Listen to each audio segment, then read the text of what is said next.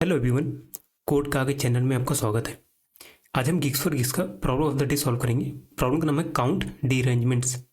तो प्रॉब्लम समझने से पहले तो हम इसमें एक नंबर n दिया है, हमें क्या करना है, हमें फाइंड करना है टोटल नंबर ऑफ डीअरेंजमेंट्स इस एलिमेंट्स हैं, मतलब फ्रॉम 1 से लेके n तक जो एलिमेंट्स हैं इसमें कितने डीअरेंजमेंट्स हैं वो फाइंड करना है।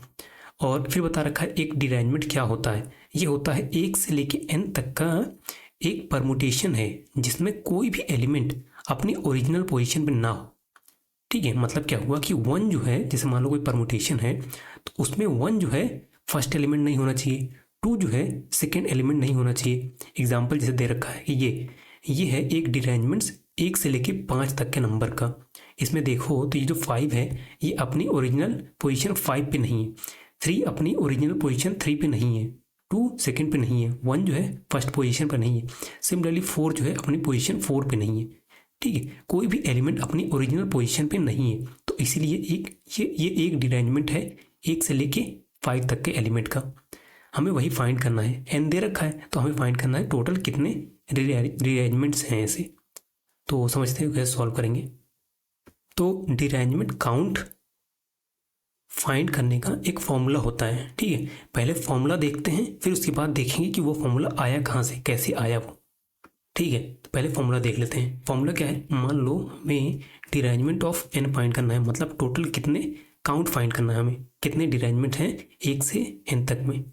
तो क्या फॉर्मूला होता है, n-1 into derangement of n-1 plus derangement of n-2।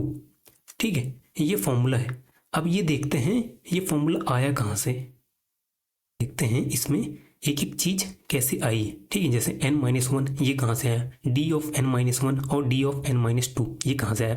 सबसे पहले ये देखते हैं n-1 कहाँ से आया। तो मान लो हमें n=4 दे रखा है। ठीक है, n=4 मान लो दे रखा है, तो हमारे पास कितने एलिमेंट्स हैं, 4 एलिमेंट्स हैं। मान लो फर्स्ट ऐसे, सेकेंड, थर्ड और ये फोर्थ।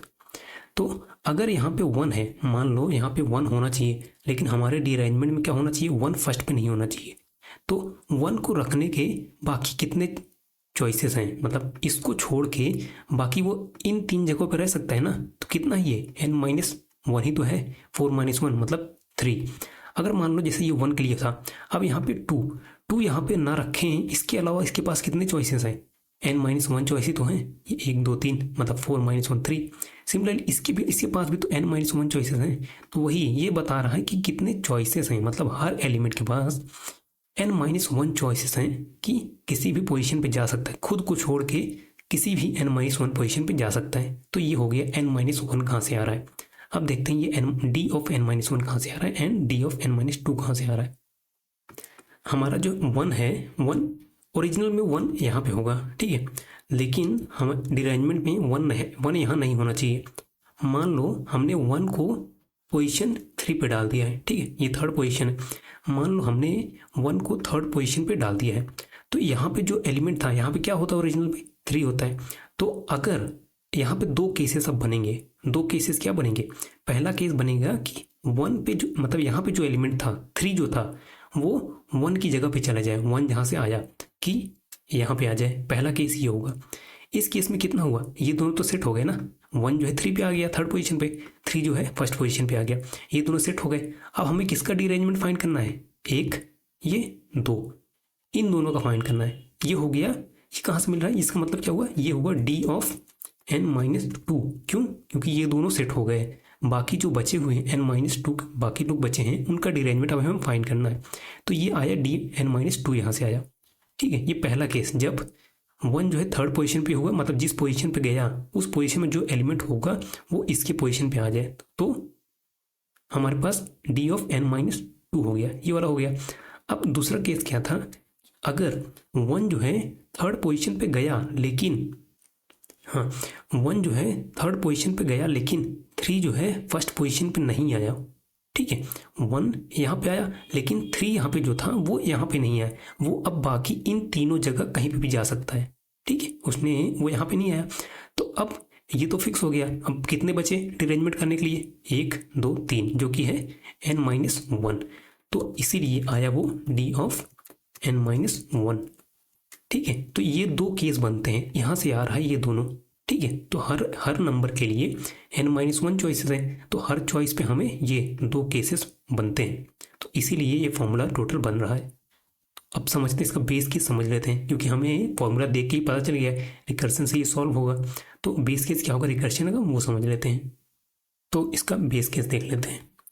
अगर हमें n=1 दिया है तो एक ही एलिमेंट है, तो इसका जो है एक ही पोजीशन पे होगा, मतलब ये हमेशा अपनी करेक्ट पोजीशन पे ही रहेगा। तो इस केस में हमें रिटर्न करना पड़ेगा 0, कि मतलब कोई भी डिअरेंजमेंट पॉसिबल नहीं है। ठीक है, अगर n=2 दिया है तो इसके जो है क्या पॉसिबल हो सकते हैं, 1 2 हो सकता है, या फिर 2 1 हो सकता है। सिंस ये वाला तो इसमें तो दोनों एलिमेंट अपनी ओरिजिनल पोजीशन पे हैं, तो ये डिअरेंजमेंट नहीं है, ये एक डिअरेंजमेंट है। 2 जो है अपनी ओरिजिनल पोजीशन पे नहीं है, 1 अपनी ओरिजिनल पोजीशन पे नहीं है, तो इस केस में हम रिटर्न करेंगे 1, रिटर्न 1। ठीक है, तो ये दो है हमारे बेस केस। अब बाकी इसमें डीपी लगा के हम सॉल्व कर लेंगे। कोड देखते हैं, अच्छे समझ में आ जाएगा। प्रॉब्लम देख के ही हमें समझ में आ गया था कि ये डीपी से हो जाएगा, कि मतलब मान लो अगर हमें डिअरेंजमेंट ऑफ 5 फाइंड करना है तो हमें डिअरेंजमेंट ऑफ पहले 4 फाइंड करना पड़ेगा और डिअरेंजमेंट ऑफ 3 फाइंड करना पड़ेगा, तो वही हम करेंगे, मतलब 0 से लेके यहाँ n तक का हम सबका डिअरेंजमेंट फाइंड कर लेंगे। कोड देखते हैं, अच्छे समझ में आएगा। देखो, सबसे पहले हमारा बेस केस, अगर n=1 है तो रिटर्न कर देंगे हम 0, अगर n=2 है तो रिटर्न कर देंगे 1। ठीक है, नहीं तो अपना डीपी एरे बना लेते हैं, न्यू इंट n+1 का।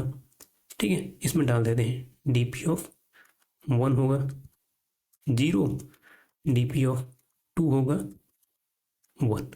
ठीक है, ये हमें पता चल गया, ये तो इजी है ये ना, कि 1 का कितना डिअरेंजमेंट 0 है, 2 का कितना डिअरेंजमेंट 1। ठीक है, अब हम फाइंड कर लेते हैं 3 4 5 पूरा n तक, इन सब का डिअरेंजमेंट फाइंड करते हैं। i=3 से i n और i++। हमारा फॉर्मूला क्या था, डीपी ऑफ i, मतलब डिअरेंजमेंट ऑफ i=i-1 इंटू डिअरेंजमेंट, मतलब डीपी मतलब derangement of i-1 plus derangement of i-2। ठीक है, ये हो गया, और एट द एंड हमें रिटर्न करना पड़ेगा वही डीपी ऑफ n। रन करते हैं, सबमिट करते हैं, सबमिट भी हो गया। तो वीडियो को देखने के लिए आपका बहुत बहुत धन्यवाद, और चैनल को सब्सक्राइब जरूर कर लें। Thank you so much.